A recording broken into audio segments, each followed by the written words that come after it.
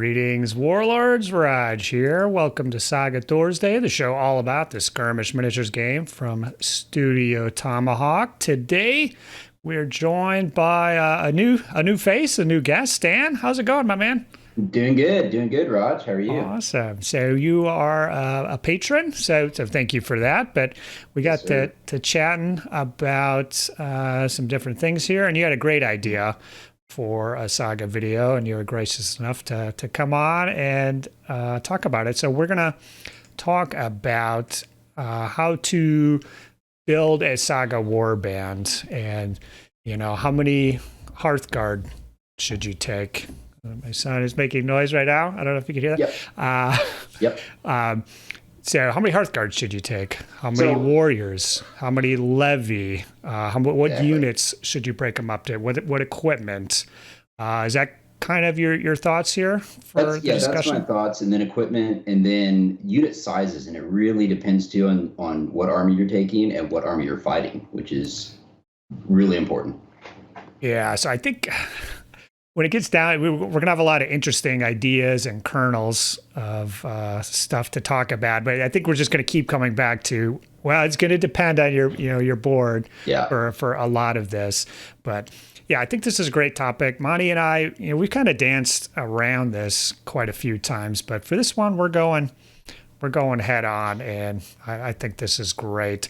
So first up, technically, is the warlords. I don't know what the best order is to... Yeah, let's start at the top. Start at the top. Maybe we'll go...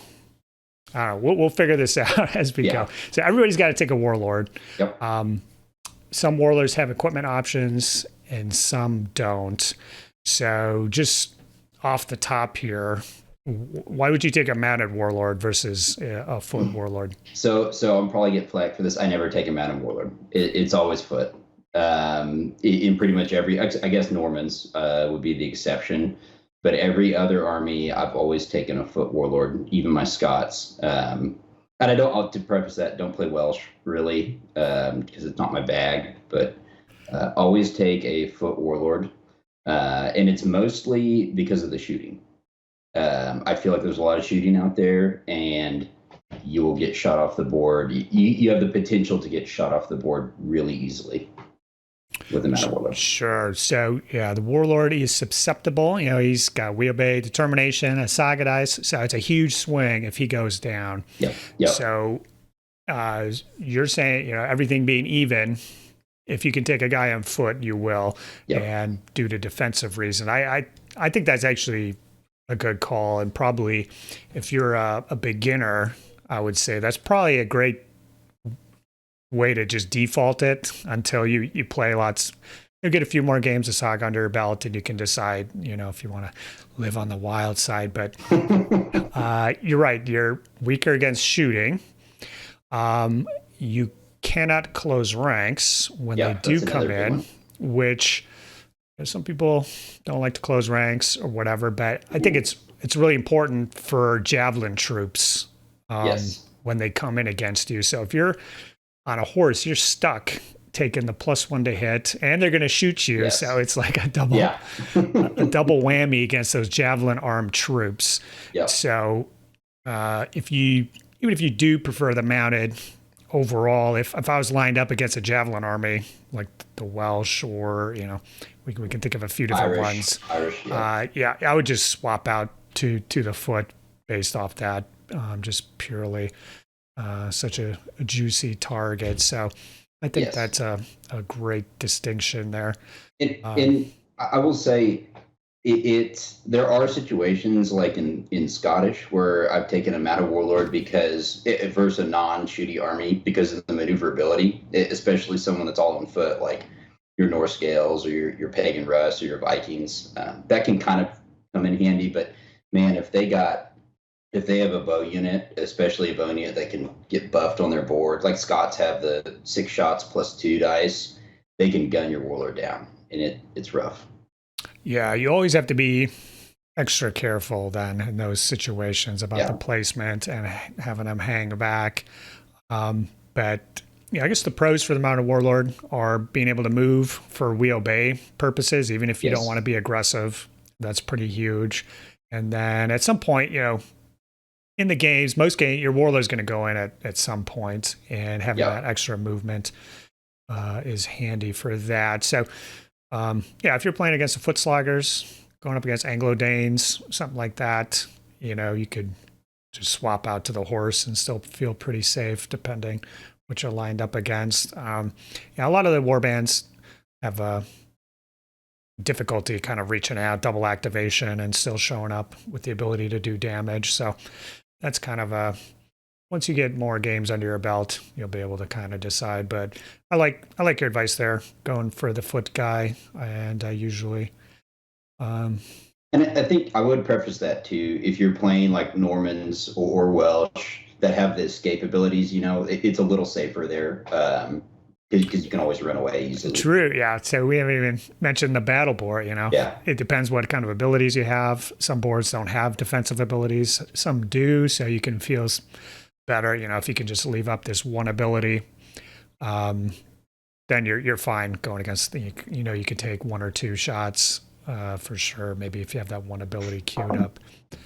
So what are you thinking about heavy weapon warlords here? So I'm the opposite. I love heavy weapons, and maybe I'm a sucker for a huge Dane axe, but I do love heavy weapons. So I will generally take them on the warlord. Yeah. So the bonus there is if they do come in, you're just gonna 8 attacks with a +1 to hit is pretty tasty there. Yep, it's juicy. So the Anglo-Dane, I think he's required to have it, and so he's got an ability that will keep him alive. I think Lord of War. The Norsgales too can swap out, and they've got 2 abilities that are great for getting the armor right back up. So actually, like heavy weapon for Norsgales. Yep.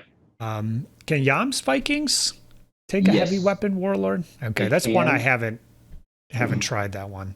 And they're a little I usually, that's the one I might not take it on because they don't have a whole lot of defensive abilities. So that's the thing is if you have like your North Scales, if you have good defensive abilities that can bump your armor, it's great to take the heavy weapon. Yam's Vikings, it's situational. If you can get them, you can get the opponent in a hard spot, and you're going to throw out. You got some good buffs coming on them. Then I would say it could be worth it. But I generally don't take it in Yam's Vikings. But that's one of the armies I play the least. Sure, and I think folks will probably tell just the way we're talking here. Your experience is mostly in Age of Vikings, too, correct, for the most part. So kind of in that headspace right now. But I think a lot of what we're saying applies to the other ages. The Eastern Crusaders or Baltic Crusaders. That's another good one where you can take heavy weapons. That's right. Yeah, there's some great defensive abilities on that board too, and way to slough off fatigue and stuff. So,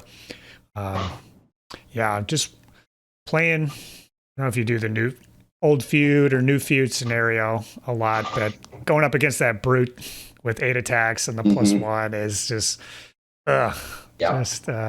you don't feel good about ever going in. So, and if you play only like in Age of Crusades or other Age of Crusades armies, no one else really has 2-handed weapons, so it's like you kind of have a leg up there. I think just the Ordenstadt, I think, is the other one that's jumping out to me.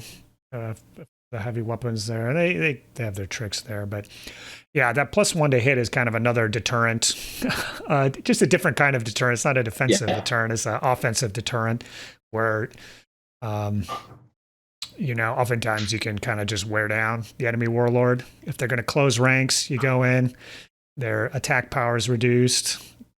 You exhaust them on the first one and then go in the second time or third time. But if you have the heavy weapons, you might just delete the unit outright when they come in and nobody else is ready to go in after that. So it's cool to think about. I guess any opinion on the javelins with the Irish? So that's one of my favorite warbands is Irish. And that when you can take a heavy weapon or a javelin, I usually always take the javelin because you have to take the Kurda with whatever armor or weapon he has. So otherwise, I would, if you could switch it up, I would take heavy weapon on him because they have some good defensive abilities. And I usually run a bard with my Irish. Oh, yeah. Cool. Yeah. So if he could take heavy weapon with the bard, he would hit pretty hard. Awesome. But the javelin, it gets you kind of there, especially versus an army that can't close ranks. Pretty similar, but yeah, if they're mounted, just as good on the attack. You have the shooting. Could be argued deadlier, but a little weaker on the defensive side for sure. Okay, well, I think we've probably hit enough about the warlord. Got one, the camel, the sacred camel. I know this because I play Mutts. Oh, the Mutata, the camel. Yeah, that's an auto camel, yes. Auto for me. Yeah, auto take on the Mutts, the camel. Yeah. I'm putting, he's, I do have a foot guy, and I think mentally, like I said, if I was going up against all javelins, a foot javelin type warband, then I might consider switching him to the foot version. But otherwise, all camel, all day, every day, baby. Especially when you lock it into the Crusades only, like a Crusades only tournament, you'll see a lot of mounted stuff. Yeah, I don't. Maybe the pagan peoples, but that's about it. So you just gotta see what they're rocking over there. So, the warlord you gotta take. Most of what we said probably isn't even applicable because you just have one equipment option for a third or half the armies. So maybe it would be applicable or not. But let's get into the Hearth guards, Stan. Are Hearth guards even worth it, Stan? No. How many? No, all levy. All levy all day. So obviously this one, different boards have Hearthguard only abilities that'll factor things. A lot of those are in Age of Crusades. Some warbands or battle boards have stuff with armor. We're having higher armor like Pagan Rus or the Saxons from Age of Invasions. So that plays into it. But if we're just kind of trying to be generic, on average for an average warband, what's your advice on Hearthguard?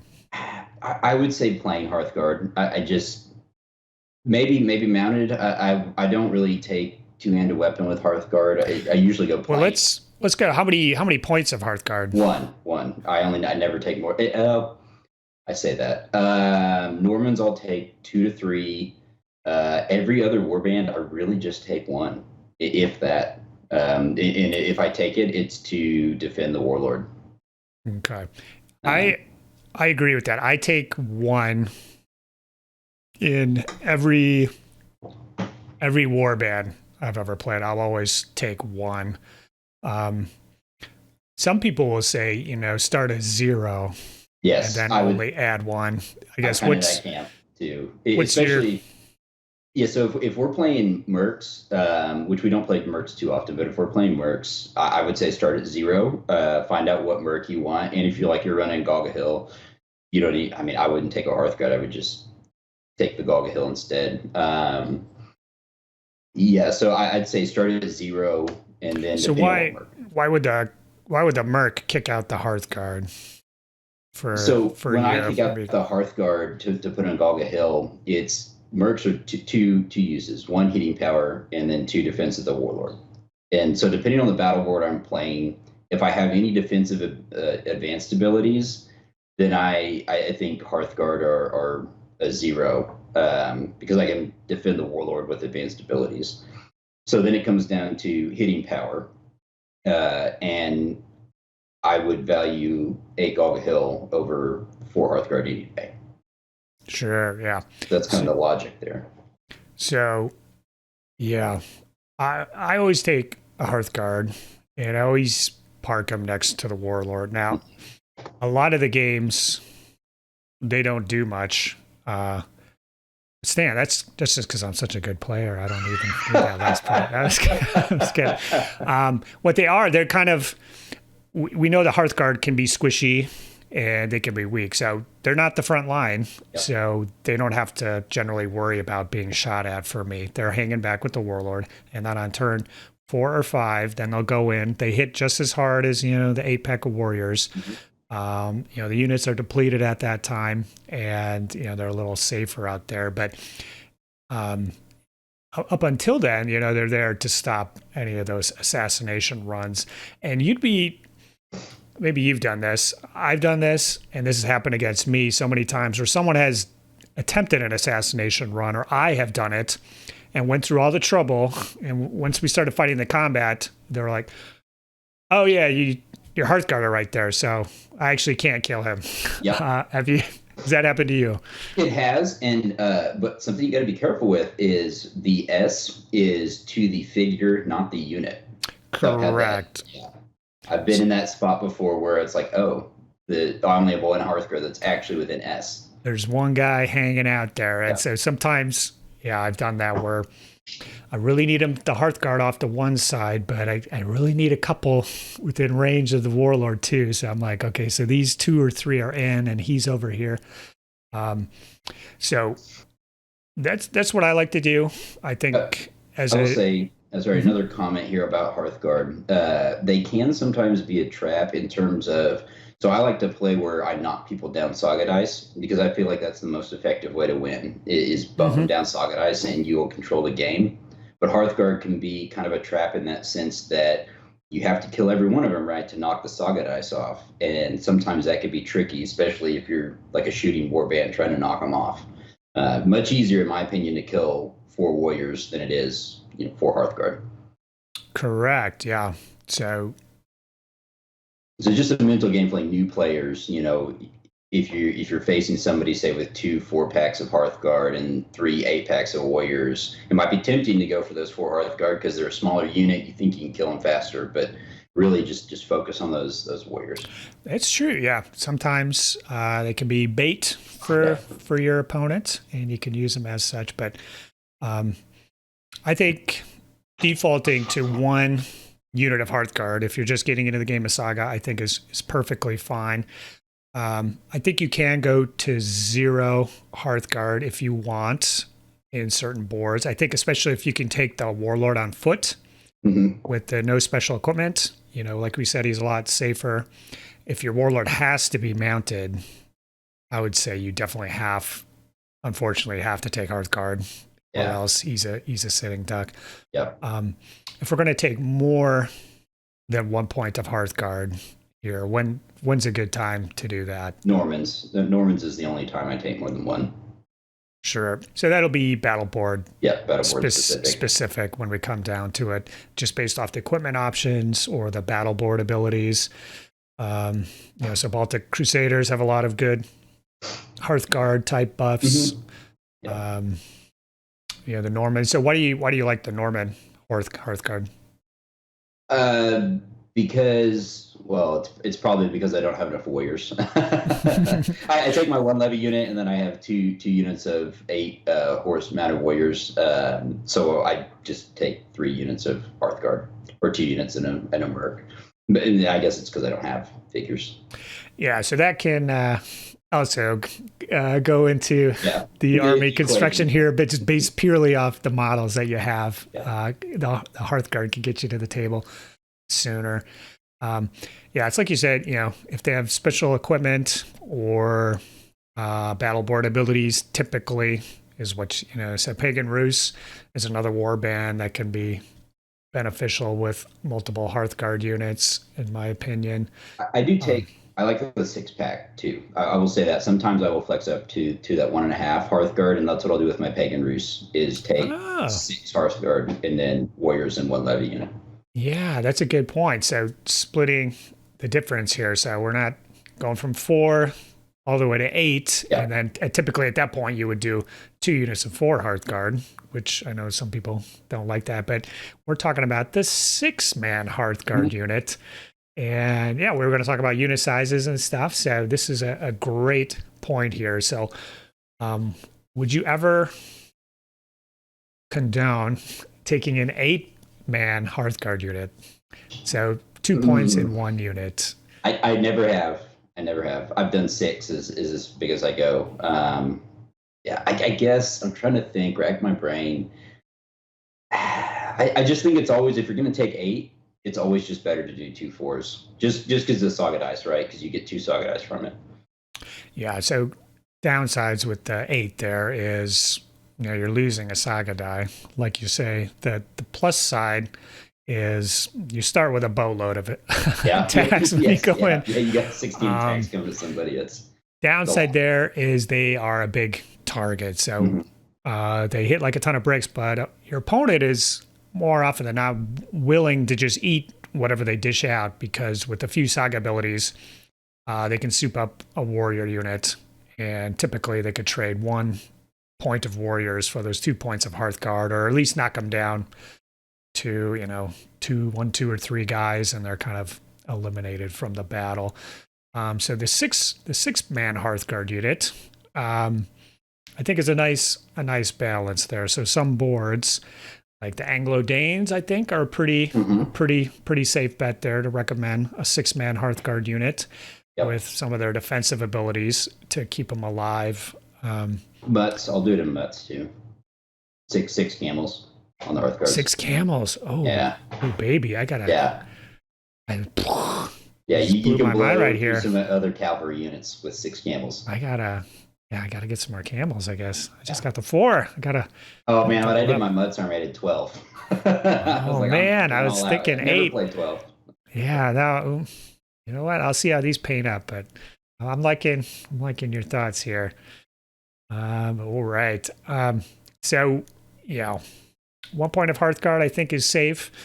You can make it a 6-man Hearthguard if you want, but you can run an 8-man, I think. But it's an advanced Saga move. Once you say you got a plan, you've got some kind of combo, you know what you're doing. People are telling you not to do it, but you're just like, listen, I got this. Yeah, just line your stuff up. I'll show you. You got to be at that confidence level to take the 8-man Hearthguard, but sometimes you can take two points of Hearthguard. Would you ever take 3 or 4 points of Hearthguard? Only time I've taken 3 is in Normans, and again because I had to. And then I do two 6-packs. 2 6-packs, and then I think I did an 8-pack of Warriors, and then the bow. Was it 2 8-packs of Warriors and the bow levy? Okay, yeah, I think 3 or 4 points of Hearthguard is like the 8-man Hearthguard unit. You got to know what you're doing. You got to have a plan, and know how to keep those guys alive, because those losses can stack up quick against you. So let's talk about, is there Hearthguard and equipment options? I think a lot of what we said about the warlord applies to the Hearthguard, because you don't like your Hearthguard getting jumped, and that was kind of the crux of our argument with the warlord equipment option is how do you stop them from getting jumped? So a lot of the issues that apply to the warlord applied to the Hearthguard. Anything further you want to say there? I generally don't take 2-handed weapons. So sometimes on like Norse Gales, that's actually one situation on Norse Gales where I might take 2 points and do a 4 and a 4, and then one of those 4s has 2-handed weapons. Okay. Yeah. So Norse Gales, I think, are aboard. So I would always take 1 heavy weapon unit of Norse Gales. They're always the first ones to go in. And so they have abilities to keep them alive with the armor play. Yep. And in that board, actually, I took 4 points. Yeah, I took 4 points of Hearthguard to Adepticon. Now that so 2 points of levy, 4 points of Hearthguard, and it went okay. I did get shut off the board. Tried to mill off the fatigues to the levies and just. Yeah. There's a time limit with the fatigues and the levies, and I had to win before they were. It runs out kind of quick. Yeah, you got 2 turns of smacking, and then you're all fatigued out. Mm-hmm.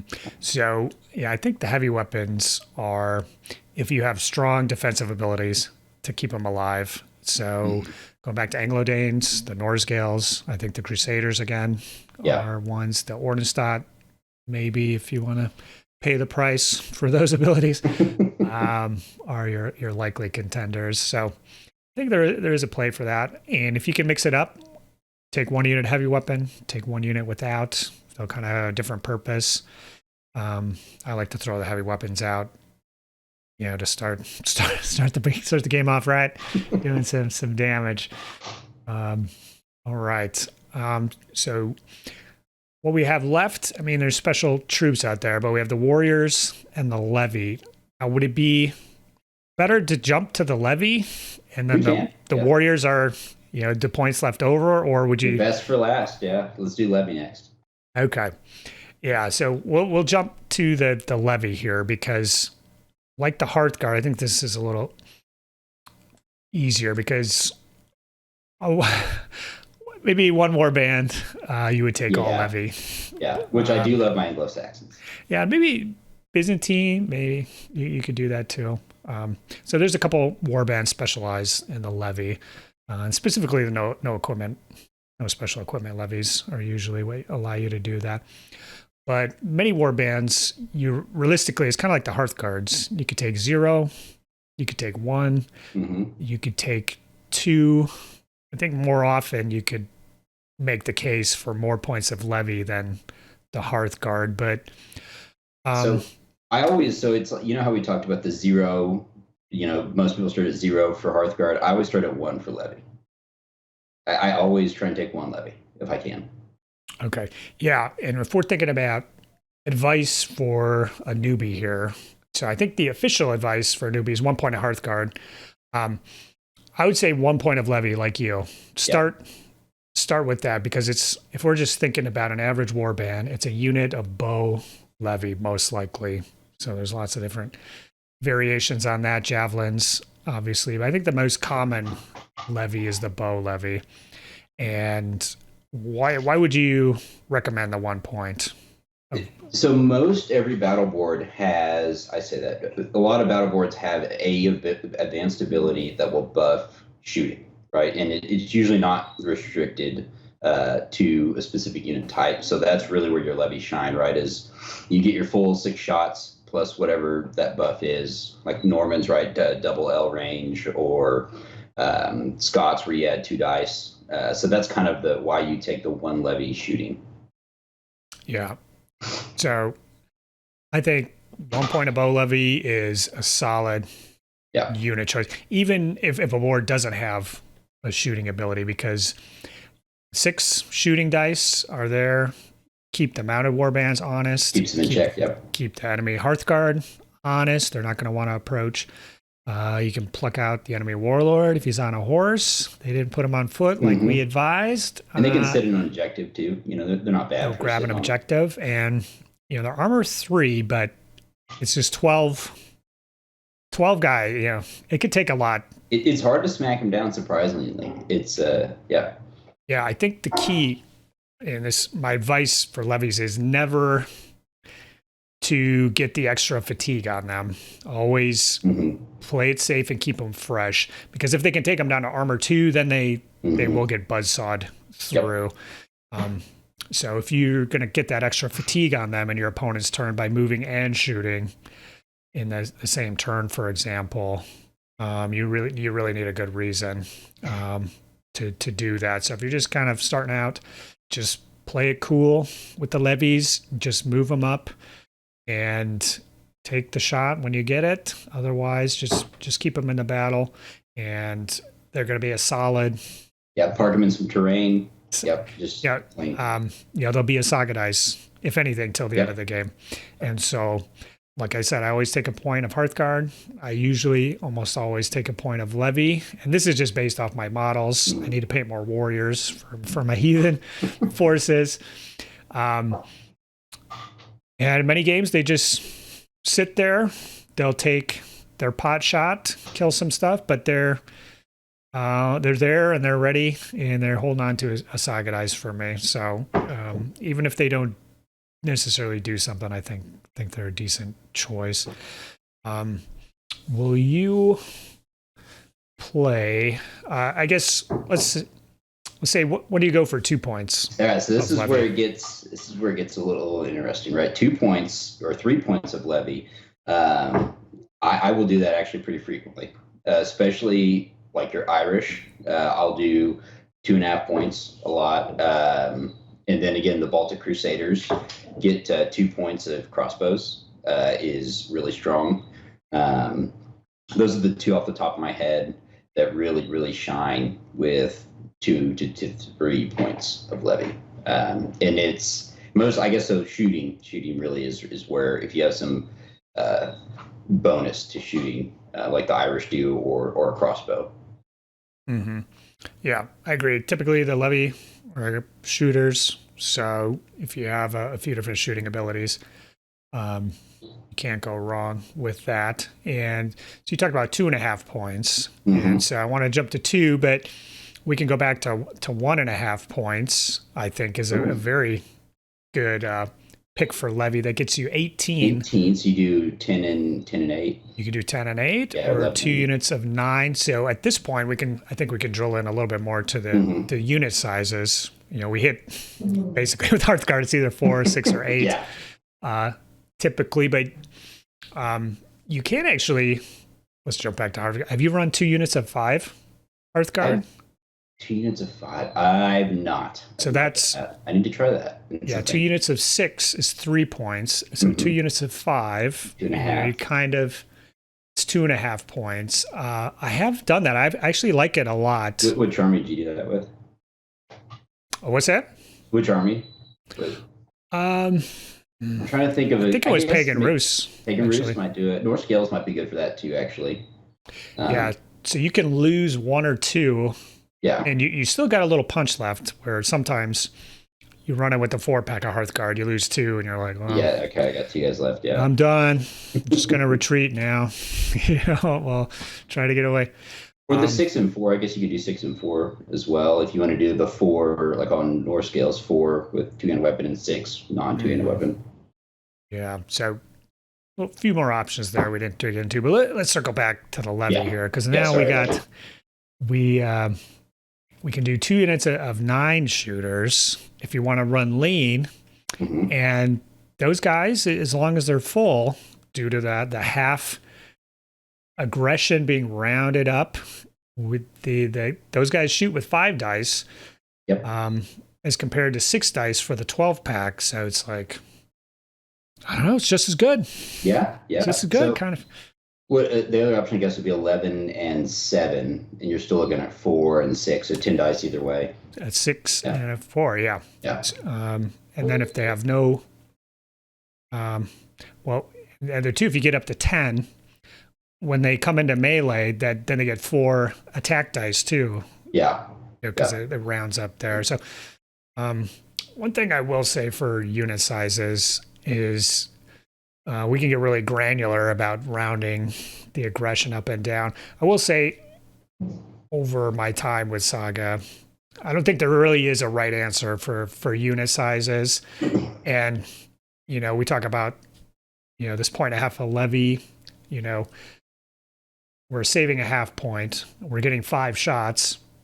Yeah. But on the downside, they only have to kill 4 levy from those units to knock a Saga die down. So there's kind of a huge downside, actually. Those units are a lot easier, a lot more enticing for an opponent to go after. So just take the unit sizes kind of with a grain of salt. And I probably focus on it too much when I list build and like let's try and min max, and you're absolutely right.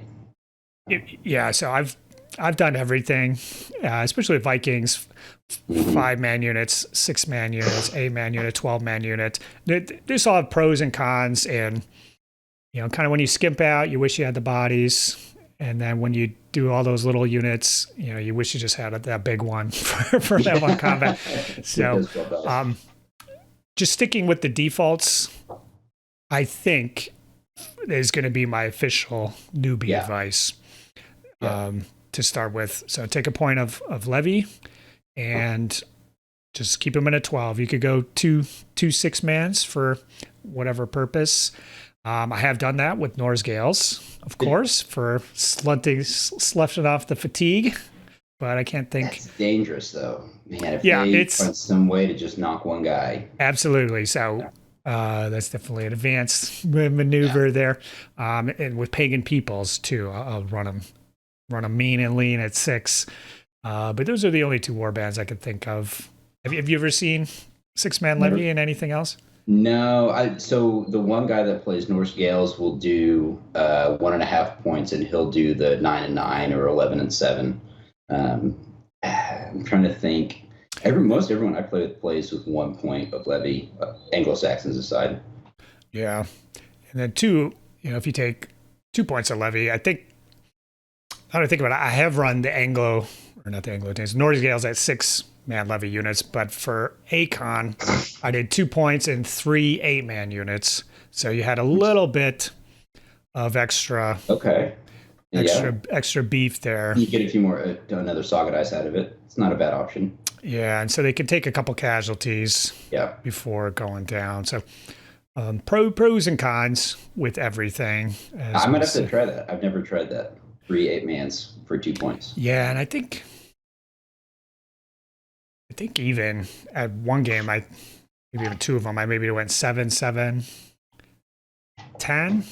So 1 goes forward, 2 hang back, something like that. You can, once you get a couple games in, if you're taking 1.5 or 2 points of levy, there's quite a few ways to split them up. So you'll have to kind of figure out what works for you. But it becomes a mini game that you play before deployment in your own head, right? Yeah. So those are the levies. Anything to say about levies? The only thing would be the Irish with the 2.5 points. I guess that's similar to your 3 8-pack, but I do like a 3 10-pack or 11 and 7 or something like that. Just because they're what's that ability? The ability where you can activate 3 at once. Based on how many heroes you have, you can really machine gun something down. Yeah. So multiple levy units. The problem is definitely activating those units. Yeah. Once you play a few games of Saga, you're going to quickly realize you do not want to spend your uncommon dice typically for levy activation versus doing cool stuff with your board. So that's another reason to stick with 1 as you're starting out here, and then depending on your board, what you're doing, go from there. So we've got the mercenaries, or not mercenaries, warriors. We'll get to mercenaries. Yeah, I was going to say the humble warrior. The humble warriors. So if we're going to recommend a point of Hearthguard for a newbie and a point of levy, I would say 4 points of warriors. That's probably where you're going to land. So we can get into mercenaries after this.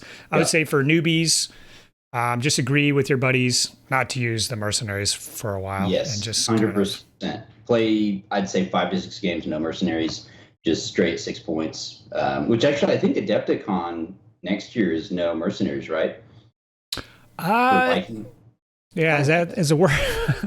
Sorry. Is that word? Has the word gotten out about that? Oh, my bad. Already? No, it hasn't. I thought I heard that on. Someone said it on the Discord. Okay.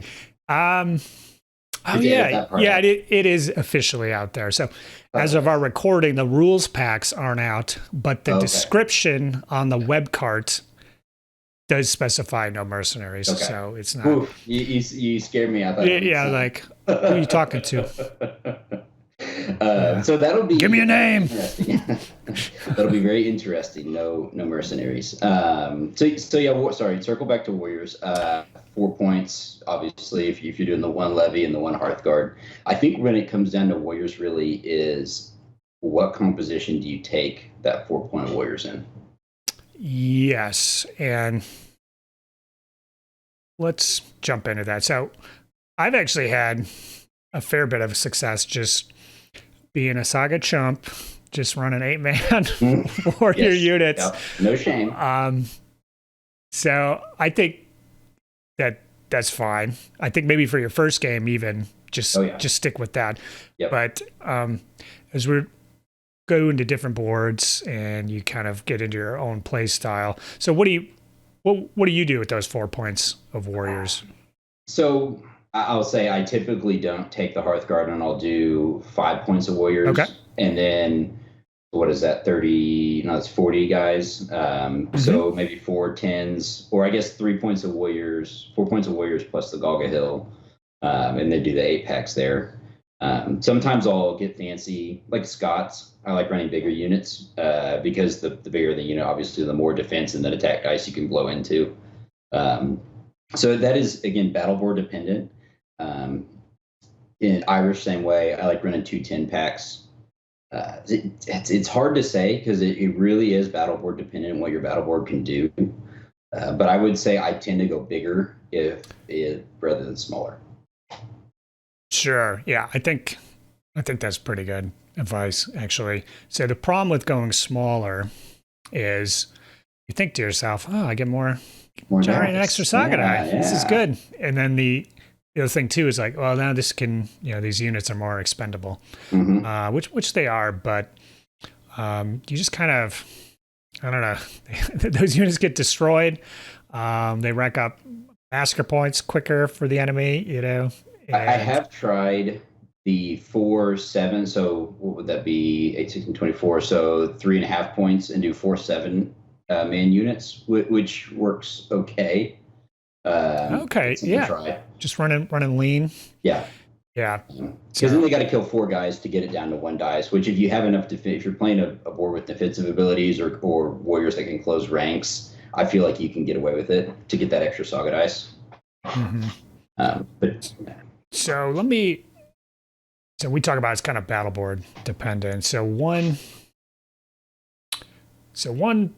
let me give an example then of when I would take a larger unit. So with Vikings, I would take a regular warrior unit. I would make 2 of them smaller so I could plump up one of the warrior units to get to 12 men. So I think it was like 6, 6, 8, 12, if my memory serves me correctly there. And so the reason I took 12 warriors was because of the Valhalla ability. So your attack dice for melee, abilities that you trigger, they're capped at double, your starting dice. So with the Valhalla ability, you can easily get 9 extra attack dice. So if you have like a 6-man unit, they start with 6 attacks, so you can't even. You'll cap at 12. Yeah. So having a bigger. So do you hide those 6-man units then? No, those would be kind of my frontline wave in some ways, because you can use Heimdall, another ability, so they can go from 6 attack dice, they gain 5 easily. The armor goes down by 1, so they're kind of expendable. So I kind of use those as a first wave, and then, to be honest, I really wouldn't use Valhalla with that big unit. Yeah. But the threat was there. I could if I needed to. Yeah. Because I would always take berserkers, and so the berserkers can do it. But now my big warrior unit can also do that. If the opportunity arises, I can just say, screw it. Like I'm all in here, and I've got 25 attack dice. I'll be honest with you. I don't do Valhalla hardly at all. No, I don't hardly use it ever. It gets rarely touched. But that's an ability like that. So another one would be on the Saxon board from Age of Invasions. They have an ability where they can easily get 6 attack dice. And then there's 2 other abilities that can give them 3 more attack dice or 2 more attack dice. So it's definitely not out of the realm of possibility to get 11 attack dice in that melee. And actually one could go from 2 to 4. So it's the same kind of thing. So I could get potentially 10 or 12 extra attack dice. I need a bigger unit to start with to be able to double to that level. So most boards typically don't have something quite like that where they can stack up all their attack dice like that. But that would be a reason to go for a bigger unit. But like you said, I think bigger units are fine, even if you don't have. Especially new players. Yeah. Because they're scary to go up against. Yeah. Like nobody wants to get 10 or 12 attacks coming back at you. And so I don't think there's anything wrong if you want to kind of plump up one of your units and kind of go down a Saga die. Many boards have kind of multi-activation abilities that can kind of make up for not having an extra Saga die because you combine your units to make them bigger. Something else to consider too is, so I noticed on Pagan Rus, Rus, however you want to say it, they don't have a whole lot of abilities that use the rare. So that's one where I feel like sometimes I can go down to 6 or maybe even 5 dice, because if I'm not burning my rares on my advanced abilities, then I'm going to be burning my rares on more dice. Activation pool, yeah, activation definitely. pool. Yeah, I hear. Yeah, when I played the pagan race, I just threw them all up there. Yeah. Once the White Wolves was stacked, there's nowhere else for it to go. So, yeah. That's something else to consider if you want to run bigger units. Yeah, that's a great point there. So, our official advice: stick around 8. If you want to go a little bigger on one or two of them, go for that. But I think that's a good kind of default starter warband for most warbands. I think that'll see you through. Obviously, so many warbands will break this mold. Anglo-Saxons, Byzantines, pagan peoples are levy heavy. Irish, other warbands, you maybe want to lean into Hearthguard a little bit more. Let's talk about equipment for the warriors. We haven't really gotten into that as of yet. Is there? So I love closing ranks. So I'm pretty boring. I always close ranks generally. So I like taking warriors with no equipment options if I can. That's kind of my default, and what I would recommend. Okay. But obviously, not every battle board can take your plain old warrior with sword and board. Yeah, I think for Vikings, there's not too many options. Same for the Crusades. I think got to go to the Ancients, where all of a sudden, there's 4 or 5 different equipment options available. You got services to you. So, I think sword and board warriors, nothing wrong there, nothing to sniff at. Heavy weapon warriors, so not many warbands can take them. Norse Gales, obviously, and then the Yams can. And I would not recommend them on either one, especially once they nerf the Norse Gales ability, where you couldn't bump their armor anymore. They'll just die in droves.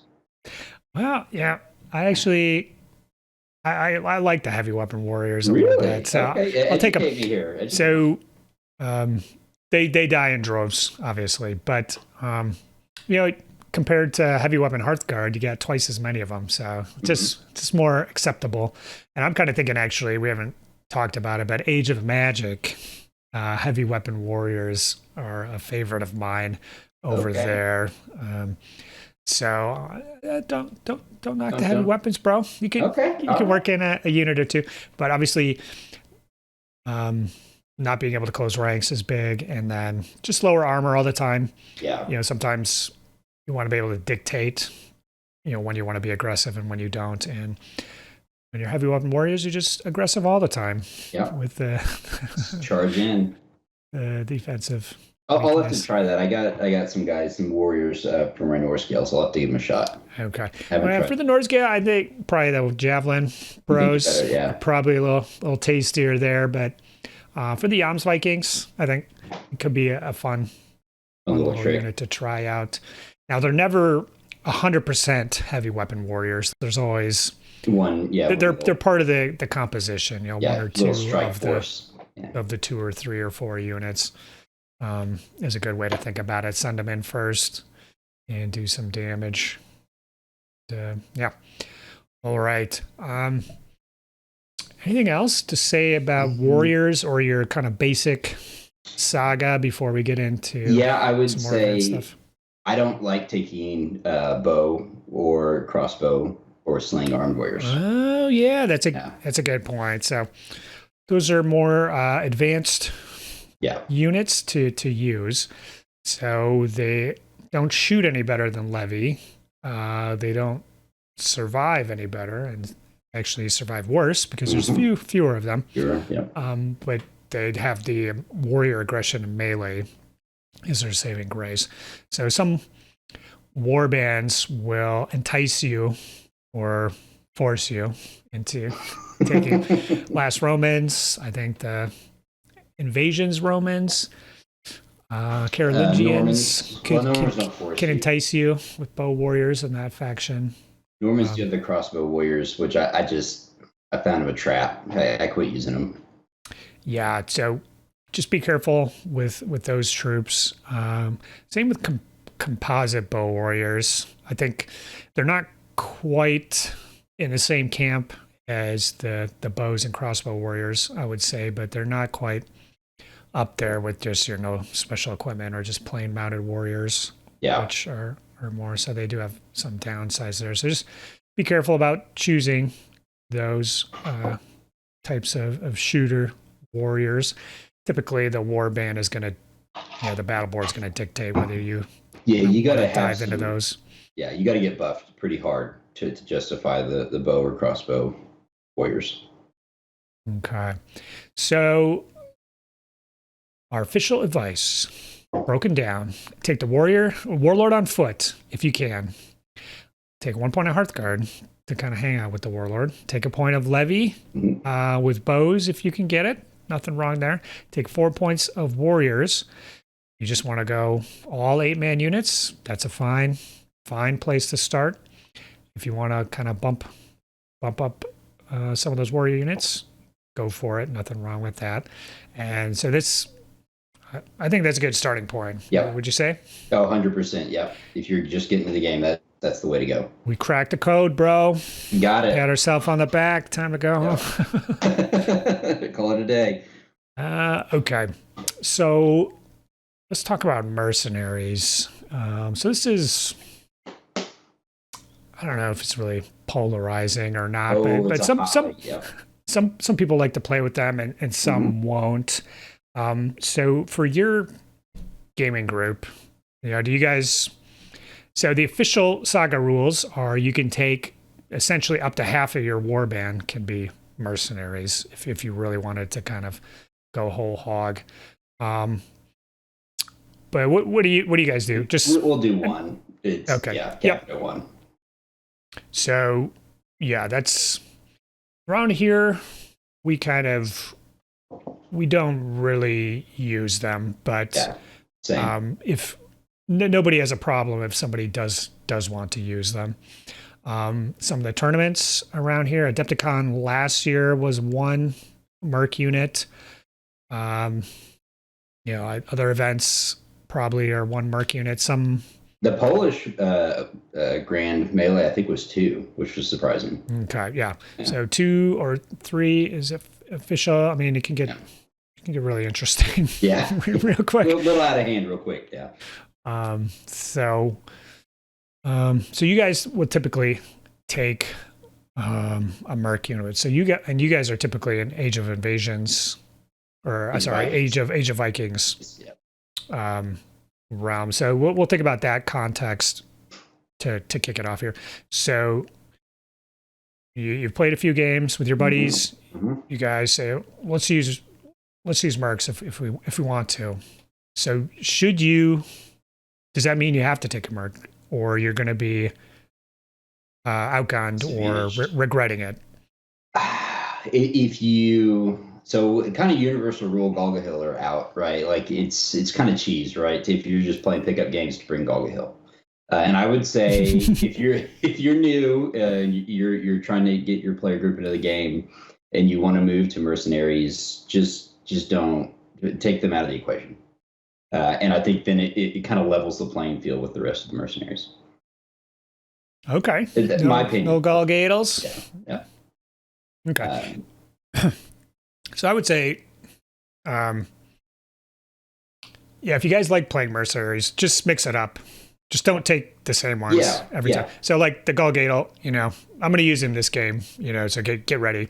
And I think that's good because if you go to events and stuff, you will see them. So just kind of having to play against them every once in a while, I think is fine. Good practice. Yeah. When you have your buddy who, no matter what faction he's playing, he takes the Golgatel and every single warband that can take him, and he'll pick a warband specifically because he can continue to take Golgatel, for example. It's kind of to talk about that play. That's a crutch. It's not good for that player to be leaning on that unit like that. But it's also the games can kind of become one dimensional. So. And I will say, if you get several months into playing with a play group and you feel like, or you're getting the grasp of the game, sometimes it's good to just not take a mercenary if you find you're winning a lot. Really, to handicap yourself, right? Just to challenge yourself and learn to play better, right? That's one way to get better at the game is play against someone with a mercenary and you didn't take a mercenary. Yeah. So, yeah, I would agree. I would say in Age of Vikings, the mercs are pretty good, and you're not necessarily at a disadvantage. And I mean, pretty good by they're fairly balanced. You got the Galgato, like you said. Jarl Sigvaldi, he's the other kind of problem child of the mercenaries over there. Yeah, there's a few. As we get into there, you can keep going. But the downside is they can't use melee or shooting reaction saga abilities. They can't be activated. So they have their downsides, but oftentimes the special rules that they require to make them worth a point often can exceed, in value. You talk about efficiency and stuff like that. Yeah. Mathematically, they can be quite good. And then the board, if you have a board that has a lot of abilities that buff outside of the melee phase, or like the Norse Scales, right, where it's all combat bonus. Yeah, stealth. There's stealth kind of buffs in the boards with orders abilities, combat bonus, like you say, for Norse Scales. All of a sudden, there's this untapped resource for somebody to grab. He's hitting a little harder, yeah. Yeah, he's pretty tasty. So, I'm not sure where I was going with this, but if you want to use mercs, official advice for pickup games is just mix it up, swap them in, swap them out, just have fun with them. See, just mess around with your buds. I would say if you're going to go to an event or whatever, and you want to get some practice games in, you're going to take these guys, for the event. That's the time that you play them 3 or 5 times in a row against your club mates, and then after the event, it's like, okay, I'm done, guys. I'm backing off. The scouts are gone. No more scouts. You don't have to worry about it, or whatever the merc du jour is. And there's some I hope they reevaluate too, that they're just like, is it the priest in Age of Vikings, right? Oh man, I wish he was better. Yeah. So there's a discrepancy there too. So Age of Invasions, their version of the priest is better. And so, okay, I don't remember where I was going. So I think with Age of Vikings, you may be at a tiny disadvantage not taking a mercenary. Yeah. If everybody's playing mercenaries. I think Age of Crusades, that probably holds true. When you get to Age of Invasions, those mercenaries are another level. So I think you're really, it's getting harder not to take a mercenary if for like balance and power reasons. If all your buddies are taking them, some of those mercs, the priest is just better. Yeah. They're kind of like Age of Viking mercs, but they're just better, Yeah. And so it's getting a little harder to bypass those mercs. And then I will say, if you're playing Age of Hannibal or Age of Alexander, and you guys have decided to take mercs, I would say you must take a mercenary unit, or the power level of those mercenaries is such that you're going to be at a significant disadvantage by not fighting fire with fire. We'll say so. For good or for ill, in my opinion, that's kind of the state of the game for the ancients. Is those mercenaries are pretty wild. So the official advice there, if you guys are gonna play mercs in ancients time, everybody should take them. And if your buddy's not taking them, I would strongly encourage, force them. Like, no, you have to take something. These are your sandbites for this game, bro. Enjoy. And then for the other ages, take it more with a grain of salt. That is most of it. So there's stuff we haven't touched on, such as elephants. Okay. Any Chariots. Opinion there? Have you fought against an elephant yet? Elephant. No, Chariot's the only thing that I've played with. Like I said, we don't play a whole lot of Hannibal. I actually don't play any Hannibal or Alexander, unfortunately. Okay. That just comes down to no one has minis. Yep, definitely. So the official elephant advice is, if you if your board can take an elephant, don't take one immediately. Play a few games with the kind of composition we suggested. After 4 or 5 games, you can throw an elephant in, and I think most of the boards will be fine with that. And you can take 2 elephants and form them in a single unit. That's crazy talk. That's crazy pills, unless you have a special plan. So don't do that. Some boards, I don't think I would ever take more than 1 elephant unless I was feeling, pretty saucy, pretty feisty. Yeah. just wanted to kind of push things, So that's the advice there. The chariots, there's so many different kinds of chariots, so I can't really advise on that. I will say, usually they're pretty good. Yeah. So just the trade-off of the chariots, the light chariots, the heavy chariots, the Gaulish chariots, all of those chariots are pretty good trades, I would say. So you could swap out the Hearth Guard or the warriors or whatever it is to get those chariots, and I think you could do that to start with and just have one unit of chariots. The picked warlord chariot is an interesting one. Yeah, he's different than all those other chariots. He does his own thing there. But that we obey of L is to be strong. Well, he gets the javelins too. Yeah, the javelins is still the kind of wild card on that one, and cause some late game trouble there with his shots. But more advanced play, or like you said, feeling spicy and mixing it up. So, Any closing thoughts?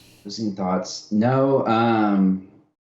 I guess for new players, just keep it simple and really get games under your belt, and then start really experimenting around with it. So it's a fun game. I love it. Been doing it for 1.5 years now. Have pretty much every Vikings Age army. So awesome. Yeah. Good to hear. Yeah. So we talked for a surprisingly long amount of time. Oh, did we? about this. Yeah, we're up over an hour. All right. On this. So we talked a lot. I think we gave you good new beginner advice, which is always popular for the channel here. But I'd love to hear what other people have to think. I try and think through everything, but man, there's people out there that just come with me at new ideas on Discord, and I'm just like, why did I not think of that? Yeah.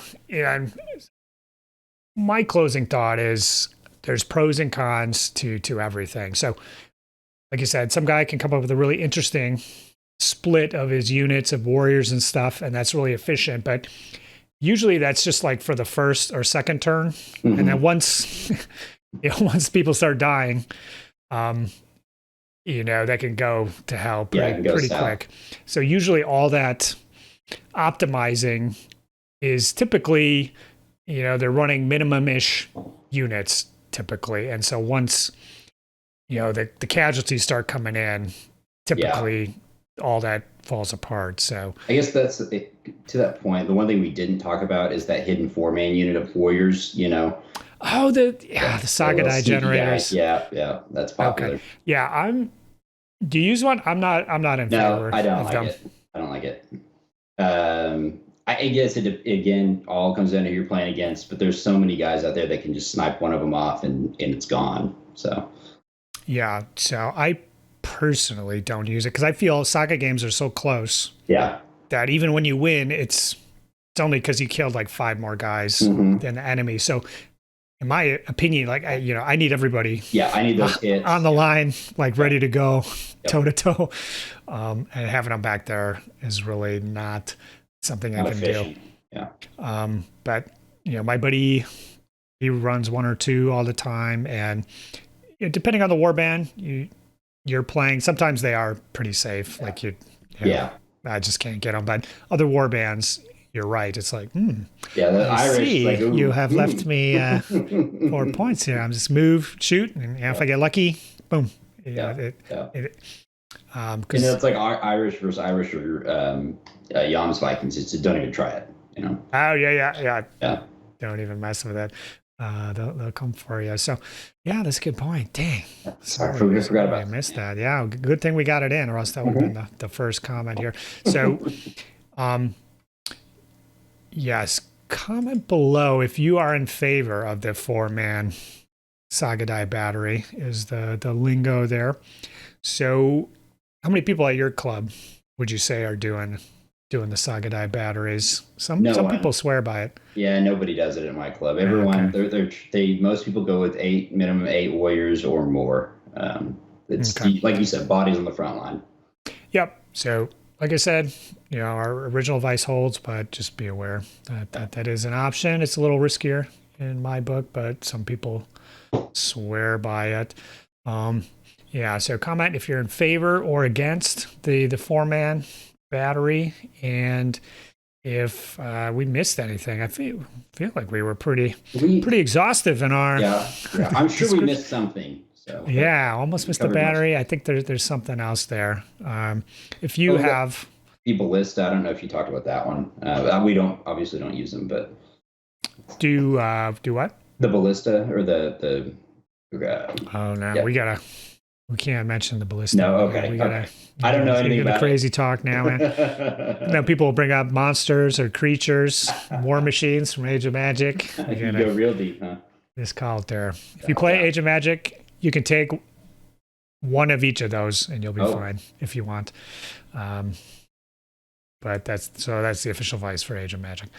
But yeah, let me know if you run Hearth guards or not. So I think that's one that I always use them, but I'm always surprised to see how many people don't actually use them. And, do they regret that, or there's a gentleman's agreement not to kill each other's warlord, or what's going on there? How you keep your warlord alive without having some Hearth guards around? I'd be curious. Mine doesn't seem to last very long, even with the Hearth guards. All right. So before we move on, I just want to thank Terry, Patrick, Sean, Mitchell, Scott, Frank, and the rest of the Saga Thursday patrons. And thanks again to you, Stan, for being a patron and for agreeing to do this video, because I always need more videos. And this was a really good topic point that I've been doing these for years and years, and I just never thought to do something like this. And I think this is going to be a good video. I think it's going to be really valuable for folks. Yeah, good little primer. So thanks for agreeing to it. Again, comment below if you missed anything, or if you don't like Hearth guards like we do. But that's going to be it. So, Stan, hopefully we haven't seen the last of you. It's good chatting with you. Yeah, thanks for having me on. You're not too far away. I don't think I mentioned I'll get up there at some point. I'm in Oklahoma City, so I'll make it up there, I swear, once kids get a little older. It's my life. Yeah, Adepticon's a good one. Otherwise, maybe I'll see you at a Kansas City event. Yes. That'd be a good place to that. And at Fimbulwinter sounds like so much fun. Oh, yeah, definitely a bit of a haul, but I'd love to have you. And if you think about that, just in there, just ping me, man. Yeah. We'll get it working. Make it work. All right. We'll catch you later, folks. Bye-bye. Saga! If you'd like to see more Saga content, consider joining the Heathen Army over on Patreon, or popping on down to the Saga Thursday Discord server. Links below. Thanks, guys.